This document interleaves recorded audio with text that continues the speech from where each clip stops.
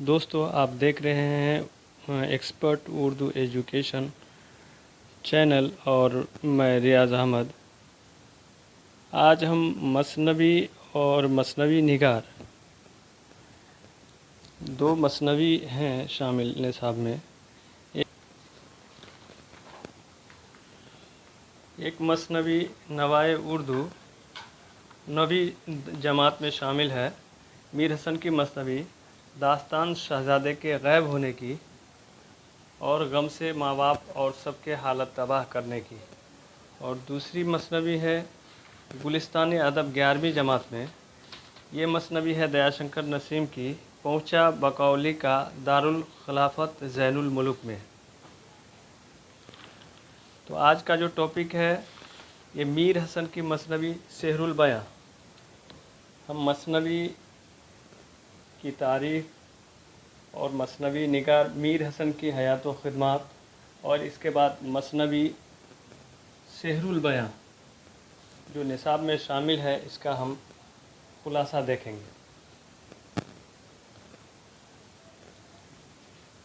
तो चलिए शुरू करते हैं कि मसनवी उस तवील नज़्म को कहते हैं उस तवील नज़्म को कहते हैं जिसमें क़िस्सा गोई या वाक़े तसलसल के साथ बयान किया गया हो। मसनवी उस तवील नज़्म को कहते हैं जिसमें क़िस्सा गोई या वाक़े को तसलसल के साथ बयान किया गया हो। मसनवी एक बयानिया सिनफ़ सुख़न है। मसनवी अरबी ज़ुबान का लफ्ज़ है जिसके माने दो दो के हैं। मसनवी सिनफ़ के एतबार से फ़ारसी की ईजाद है।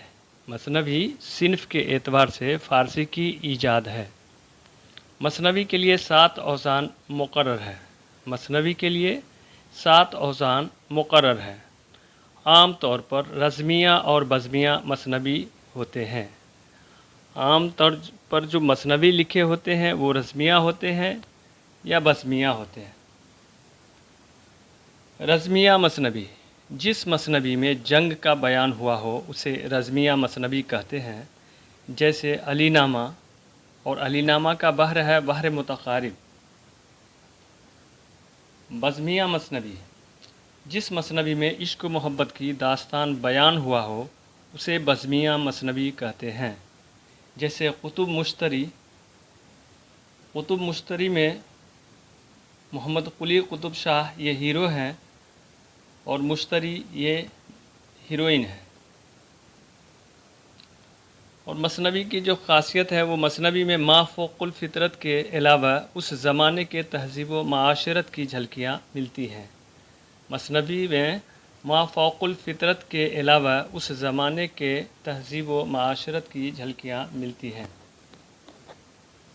मीर हसन के हयात व ख़िदमत और मसनवी सेहरुल बयान का ख़ुलासा। हम इसमें वन लाइनर सवाल हम समझ सकते हैं जो बगैर ऑब्जेक्टिव के हैं और इसे याद रखने में भी बहुत आसानी हो सकती है क्योंकि ये वन लाइनर है, इसमें कोई ऑप्शन नहीं है। तो सवाल नंबर 1 है कि सेहरुल बयां के मुसन्निफ़ का असल नाम मीर ग़ुलाम हसन था।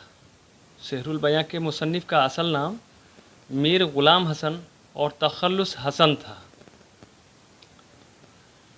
वालिद का नाम मीर हसन के वालिद का नाम मीर ग़ुलाम हुसैन और तख़ल्लुस ज़ाहिक जो मशहूर व मारूफ शायर थे। इनके बेटे मीर खलीक और पोते मीर अनीस जो मरसिया गो शायर थे। मीर हसन की पैदाइश 1738 ईस्वी दिल्ली में हुई और वफ़ात 1786 ईस्वी लखनऊ में हुई। मीर के ख़ानदान ईरान से आकर दिल्ली में बसे। मीर हसन के उस्ताद ख्वाजा मीर दर्द थे जो कुछ ही दिनों तक मीर हसन के उस्ताद रहे।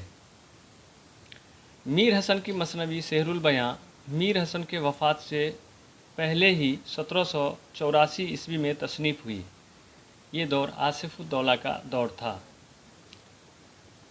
مثنوی کے کردار کے بارے میں اگر ہم جاننا چاہیں تو کردار بے نظیر جو ہے شہزادہ ہے، ماہ رخ جو ہے وہ پری ہے، بدر منیر یہ شہزادی ہے، نجم النساء یہ بھی شہزادی ہے، اور فیروز شاہ جنوں کے بادشاہ کا بیٹا، اور مسعود شاہ بدر منیر کا باپ۔ سحر البیاں مثنوی کا خلاصہ داستان شہزادے کے غائب ہونے کی اور غم سے ماں باپ اور سب کے حالت تباہ کرنے کی کا خلاصہ۔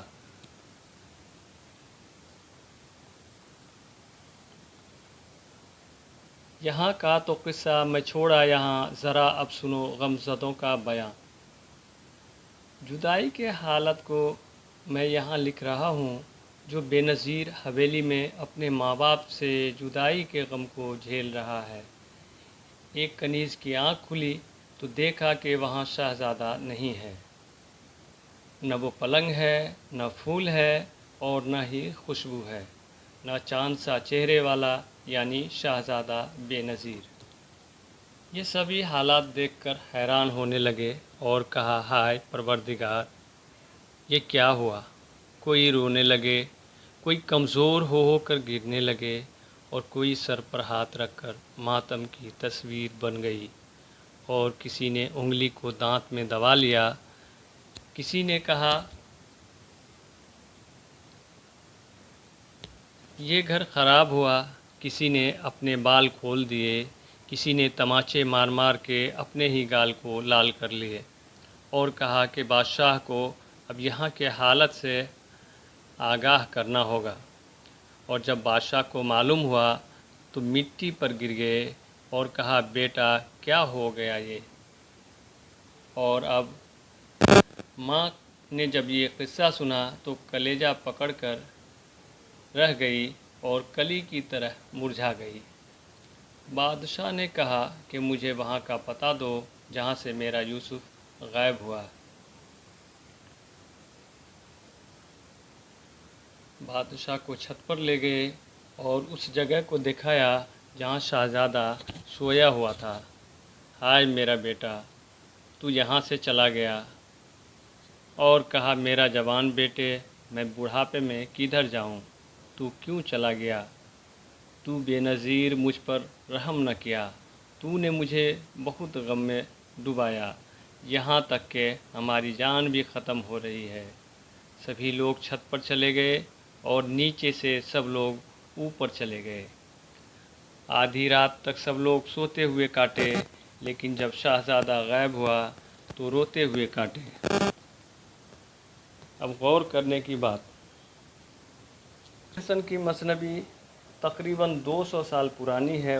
اس کی خوبی، اس کی سادگی اور جادو بیانی ہے، اس لیے اس کا نام سحر البیاں رکھا گیا ہے۔ اس مثنوی میں ایک ایسے بادشاہ کا ذکر ہے جس کی کوئی اولاد نہیں تھی۔